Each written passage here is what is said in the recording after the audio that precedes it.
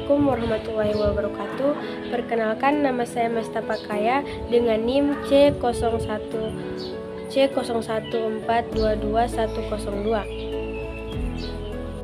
Baik, sebelum masuk ke penjelasan, saya akan menjelaskan sistem peredaran darah. Sistem peredaran darah manusia memiliki peran yang sangat penting bagi tubuh, tidak hanya mengalirkan nutrisi dan oksigen ke seluruh tubuh. Sistem ini juga berperan sebagai proses metabolisme. Sistem peredaran darah manusia atau biasa disebut dengan sistem kardiovaskuler terdiri dari berbagai organ yang memiliki fungsinya masing-masing.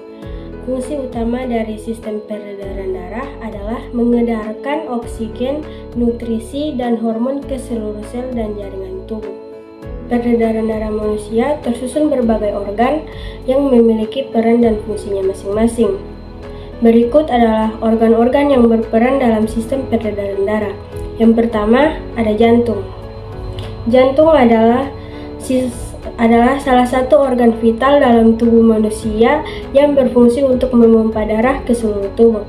Yang kedua adalah pembuluh darah. Pembuluh darah adalah bagian dari sistem peredaran darah yang berfungsi untuk mengedarkan darah dari jantung ke berbagai organ dan jaringan tubuh ataupun sebaliknya. Ada dua jenis pembuluh darah dalam tubuh manusia, yaitu arteri. Arteri adalah pembuluh darah yang bertugas membawa darah yang kaya akan oksigen dari jantung menuju ke seluruh jaringan dan organ tubuh kecuali pembuluh darah arteri pulmoner. Yang kedua ada vena, yaitu pembuluh darah yang berfungsi untuk membawa darah dari seluruh tubuh dan paru-paru untuk kembali ke jantung. Yang ketiga ada darah. Darah adalah komponen terpenting dalam sistem peredaran darah manusia yang berperan sebagai pembawa nutrisi, oksigen, hormon, dan antibodi ke seluruh tubuh.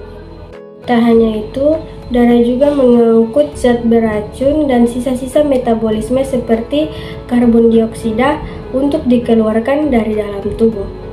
Mekanisme peredaran darah terbagi menjadi dua, yaitu peredaran darah besar dan peredaran darah kecil. Peredaran darah besar dimulai dari jantung ke seluruh tubuh, sedangkan peredaran darah kecil dimulai dari jantung ke paru-paru.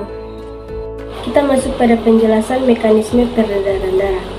Seperti yang kita lihat pada gambar, terdapat dua warna, yaitu warna biru dan berwarna merah. Nah, yang warna biru itu darah kaya akan CO2, sedangkan yang berwarna merah darah kaya akan O2. Kita mulai pada peredaran darah kecil, mulai dari ventrikel kanan. Ventrikel kanan mengalirkan darah ke paru-paru. Sebelum masuk ke paru-paru, darah melewati yang namanya arteri pulmoner. Arteri pulmoner adalah pembuluh darah yang menerima darah dari jantung ke paru-paru. Sebelum masuk ke arteri pulmoner, darah melewati yang namanya katup pulmo. Nah, katup ini berfungsi sebagai pintu agar tidak terjadi aliran balik dan darah dapat mengalir dengan semestinya.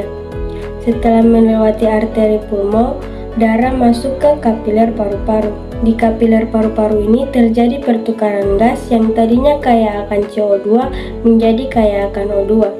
Lalu darah masuk ke vena pulmoner. Vena pulmoner adalah pembuluh darah yang membawa darah dari paru-paru menuju ke jantung. Kemudian darah mengalir ke atrium kiri. Atrium adalah tempat yang menerima darah dari paru-paru menuju ke jantung. Selanjutnya darah mengalir ke ventrikel kiri. Ventrikel kiri, sebelum masuk ke ventrikel kiri, darah melewati yang namanya katup mitral. Kemudian darah masuk ke ventrikel kiri. Sekarang kita masuk pada peredaran darah besar. Dan darah besar mulai dari ventrikel kiri. Ventrikel kiri berkontraksi mengalirkan darah ke aorta. Sebelum masuk ke aorta, darah melewati lagi yang namanya katup aorta. Fungsinya sebagai pintu agar tidak terjadi aliran balik dan darah dapat mengalir dengan semestinya. Setelah itu, darah mengalir ke aorta. Aorta adalah arteri terbesar pada tubuh manusia. Letak aorta berada di bagian atas organ jantung Anda.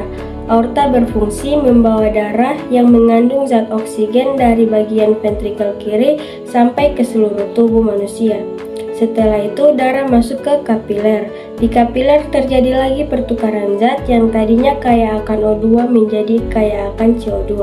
Kemudian darah mengalir ke vena cava superior dan vena cava inferior. Vena cava superior yang berada di atas mulai dari kepala hingga ke lengan, sedangkan vena cava inferior yang bagian bawah mulai dari perut hingga kaki. Kemudian darah masuk ke atrium kanan. Sebelum masuk ke atrium kanan, darah melewati yang namanya katup tricuspidalis. Kemudian darah kembali lagi ke ventrikel. Sekian penjelasan mekanisme peredaran darah dari saya. Bila ada kesalahan mohon dimaafkan. Nun wal qalami wa ma yasturun. Wassalamualaikum warahmatullahi wabarakatuh.